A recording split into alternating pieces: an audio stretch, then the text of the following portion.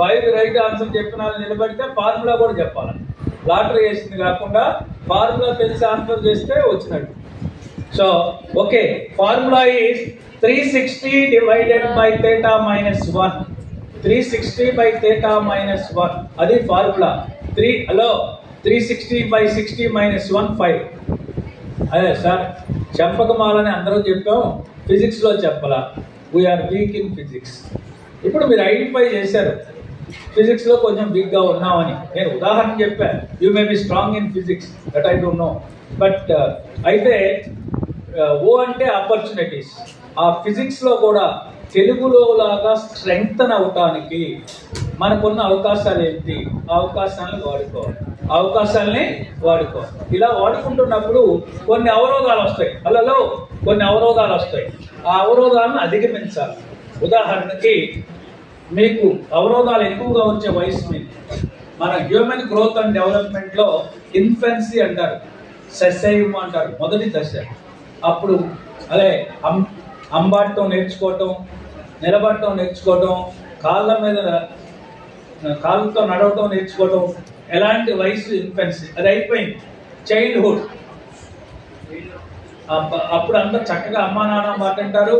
తర్వాత కొంత మీ వయసు ప్రభావం, పూర్తిగా మిమ్మల్ని అంటానికి లేదు, కొంత మీలో జ్వలించే హార్మోన్, మీలో ఉత్పత్తి అయ్యే ఎడ్రినోకార్టికోస్టెరాయిడ్స్, అట్లానే సెక్స్ హార్మోన్స్ ప్రభావం ఉంటుంది. సో కానీ ఈ వయసు జాగ్రత్త వినాలి, ఈ వయసు చాలా కీలకమైన దశ. ప్రతి మనిషి జీవితంలో కౌమార దశ, మీరున్న అడాలసెంట్, మీరున్న వయసు చాలా ముఖ్యం. ఇక్కడే మీ భావి భవిష్యత్ మొత్తం రూపుదిద్దుకుంటుంది. ఇక్కడ మీకున్న మంచి అలవాట్ల చెడు అలవాట్లే మీ భవిష్యత్ మొత్తం రిఫ్లెక్ట్ అవుతుంది. ఇక్కడ మీరు కష్టపడితే, ఇక్కడ ఆనందంతో కష్టపడితే తర్వాత మీరు బ్రతికే 80 సంవత్సరాలు ఆనందంగా అద్భుతంగా హాయిగా బ్రతకొచ్చు. ఈ సమయాన్ని వేస్ట్ చేస్తే, ఈ సమయంలో కష్టపడకపోతే ఆ 80 సంవత్సరాలు ఉసూరుమంటూ ఎవరి మీద ఆధారపడి ఏదో, లేకపోతే అమ్మా నాన్న మీదో ఎవరి మీద ఆధారపడి ఎందుకు వచ్చిన బతుకురా ఈ దేవుడు అంటూ బతకాలి. ఆ బతుకు కావాలా? ఇక్కడ కష్టపడి ఆ ఆనందంతో కష్టపడి ఒక లక్ష్యం పెట్టుకుని ఆ లక్ష్యాన్ని సాధించి మంచి ఉద్యోగం తెచ్చుకొని మంచి ప్రొఫెషన్లో మంచి డాక్టర్ అయి, మంచి ఇంజనీర్ అయి, మంచి అడ్వకేట్ అయి, కలెక్టర్ అయి ఆదర్శ కావాలా మీరే నిర్ణయించుకోండి. కాబట్టి ఈ వయసులోనే, ఈ వయసే ప్రభావితం చేస్తుంది ఇక్కడే. కాబట్టి ఇక్కడ మీరు చెప్పుడు మాటలు తొందరగా వినే వయసు మీది. వాడు ఏమో చెప్పగానే టక్కన నమ్మేస్తారు. నమ్మి ఆకర్షణకి లోనై జీవితాన్ని నాశనం చేసుకుంటారు. ఇక్కడ మనకేంటంటే, ఇక్కడ మనం నేర్చుకోవాల్సింది ఏంటి అంటే, నాకు ఈ 10th క్లాసు, ఇంటర్మీడియట్, డిగ్రీ, నేను 6 సంవత్సరాలు నా సమయాన్ని మొత్తాన్ని నేర్చుకోవడానికి, చదువుకోవడానికి, ఏదైనా సాధించడానికి మాత్రమే కేటాయించాలి.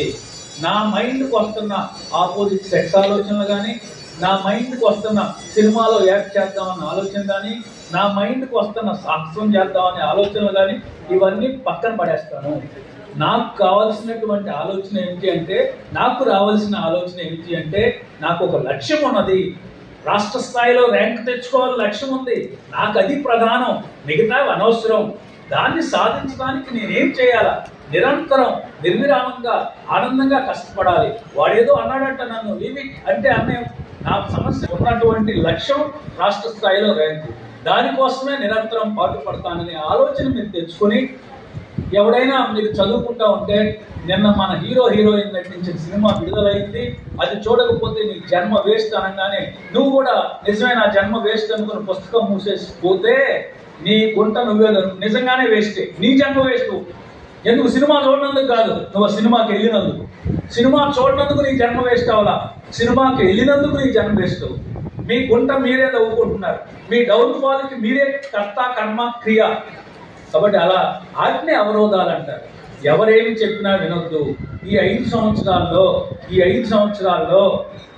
సంవత్సరాల్లో మీకు ఒక లక్ష్యం ఉన్నది. ఆ లక్ష్య సాధన కోసం నిరంతరం నిర్విరామంగా ఆనందంగా ఉత్సాహంగా హుషారుగా ఉల్లాసంగా కష్టపడటమే మీ పని. సో ఒకసారి అలా ఇప్పుడు ఒక కొండ రాయిని ఒక శిల్పి 6-7 నెలలు చెక్కిన తర్వాత దేవుడి రూపం వస్తుంది.